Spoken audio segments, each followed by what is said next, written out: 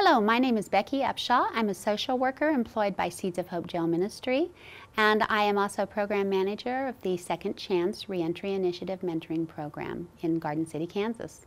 I'd like to tell you a little bit tonight about what we've learned about mentoring in the past 2 years. First of all, the most important thing is mentoring really is a hand up and not a handout.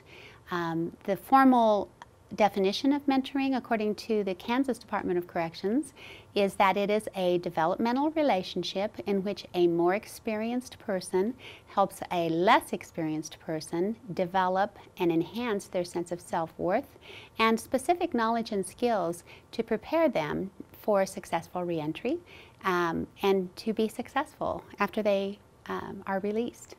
Mentors are good listeners. They're role models. They are humble, non-judgmental, fair, unbiased people. They have positive, caring attitudes. They are discreet, they're sensitive, they're patient, they're committed, tolerant, stable, reliable. They're goal setters, and they're encouragers, most importantly. So I'm sure you're wondering, what types of things would a mentor do with a mentee in a reentry program? The first most important thing is to begin with a really frank discussion about their expectations of the program.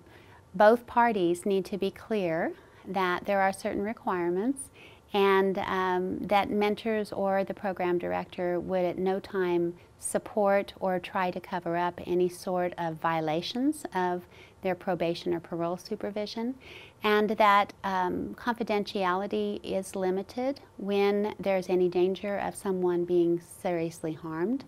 It's very important to start with explaining the limits of the confidentiality. By being upfront and honest about those things, we slowly can build a trusting relationship, and that makes our mentoring so much more effective. We start mostly by leading by example, just trying to model a normal, law-abiding life for these folks. Of course, we have to try to put ourselves in their shoes. Most of us haven't been there, but we probably know someone who has nowadays. That's not hard to find. And we can listen. Listening is probably one of the most helpful things we can do. Just letting them know that there's someone there that cares, that believes in them, that believes they can change, and that's willing to provide some help to get them there. That relationship, that trust and accountability does grow over time.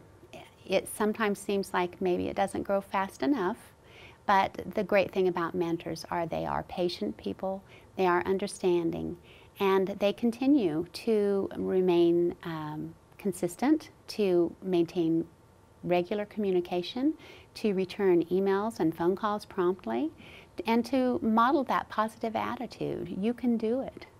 That's what they need to hear. They maintain appropriate boundaries, and this is tough. This is really tricky because it's very easy to start feeling like you're their friend, or you are kind of like a parent or an aunt or uncle or grandparent for them. That is really not healthy. That actually takes away some of the effectiveness of the mentoring relationship because they already have those roles filled in their lives. What they really need in the mentor is someone who will support and encourage growth in them. So it's a special kind of relationship, and keeping those boundaries is something that we do provide more training on. I hope that you get to see that. Mentors always behave ethically, and that's very difficult sometimes. Of course, they should have a program director and probably other professionals that they can consult with. Definitely the parole and probation officers are great partners. They really are working for that person's success. They are much more tolerant than you think they're going to be most of the time. And so it's important to communicate with them, to use them as a resource for support, as well as your program manager. Of course, always, our first priority has to be public safety. We have to remember that if something that we see in our mentees can in any way endanger someone else, it's absolutely crucial that we consult with the probation or parole people, or with the program director, or other officials or healthcare providers to keep everyone safe. And finally, make sure that we like to try to make sure this is a productive relationship. This is all about producing change, and it's fairly intense. Mentoring before release, we start with friendly conversations, just being accepting, being warm. Sometimes Bible studies are helpful. A lot of people find comfort and inspiration in that, and also singing hymns or other favorite songs really helps to lift the spirits a lot of times, especially if you can get a group together. If you're doing like a group study or of some sort, that tends to work well. Educational classes are great. We try to provide things like chances to work on their GED, some tutoring while they're in jail. Exercise classes, yoga is fantastic. It's, you know, anything to build their self-esteem and to give them something productive to do with their time really helps. Motivational book studies, things like Stephen Covey's 7 Habits, things like that can be great support when they get out. Things that they can remember and refer back to that'll help them to make better decisions. Relationship skills training is so important, and we do that on an ongoing basis. It's very helpful to help them recognize how their relationships maybe led to their situation, and what they can do to change that, whether their relationships are healthy, and if they're not, what to do about that, whether to work on it, walk away. Those are some tough decisions, and they can use some help making those. Life and job skills training is very, very helpful, trying to prepare them for a job once they get out, because that's a huge factor in being successful after release. Other things that mentors can help with, of course, are finding jobs. That's finding safe, affordable housing, addressing their spiritual needs, connecting to a faith community or some other form of support groups in the community,